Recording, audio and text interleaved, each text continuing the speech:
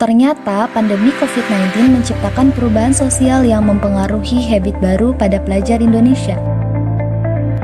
Perubahan sosial yang terjadi di masa pandemi ini berkaitan dengan teori perubahan melingkar yang menyatakan bahwa perubahan sosial yang terjadi di masyarakat merupakan sesuatu yang tidak dapat direncanakan atau diarahkan. Hal ini sama seperti yang terjadi ketika pandemi COVID-19 yang secara cepat merebak ke berbagai negara. Pandemi COVID-19 ini mempengaruhi perubahan sosial dari segala aspek. Salah satunya adalah kegiatan belajar yang mengalami perubahan dari yang tatap muka menjadi daring.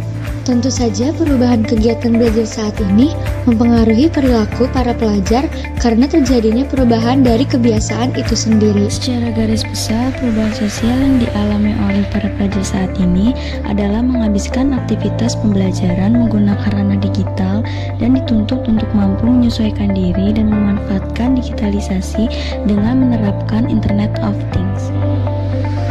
Seperti keharusan para pelajar dalam berkenalan dan menguasai aplikasi baru untuk media pembelajaran.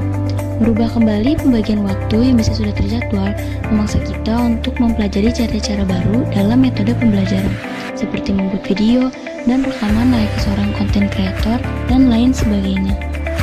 Dalam pelaksanaannya, proses belajar mengajar melalui daring ini masih mengalami permasalahan dan kekacauan. Para pelajar dibuat kaget dan terengah-engah sebab cara-cara baru dan pola-pola baru ini sangat berbeda dengan cara konvensional yang biasa dilakukan. Pada studi kasus tentang perubahan yang kami angkat, pandemi COVID dalam hal ini tergolong ke dalam bentuk-bentuk perubahan sosial yang tidak dikehendaki dan tidak direncanakan atau unplanned change yang merupakan faktor pendorong perubahan sosial yang terjadi di luar jangkauan masyarakat. Perubahan yang tidak dikehendaki dalam studi kasus ini adalah sistem pendidikan Indonesia yang belum kapabel dalam mengantisipasi kondisi darurat sehingga memicu kendala dalam kegiatan belajar mengajar. Perubahan yang tidak dikehendaki atau tidak direncanakan pada studi kasus ini contohnya berkenaan dengan penggunaan internet yang sifatnya borderless atau tidak ada batas.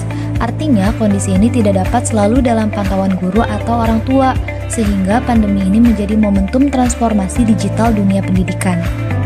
Dengan demikian dapat ditarik kesimpulan bahwa pendidikan menjadi instrumen kekuatan sosial masyarakat untuk mengembangkan suatu sistem pembinaan pelajar yang relevan dengan tuntutan perubahan zaman.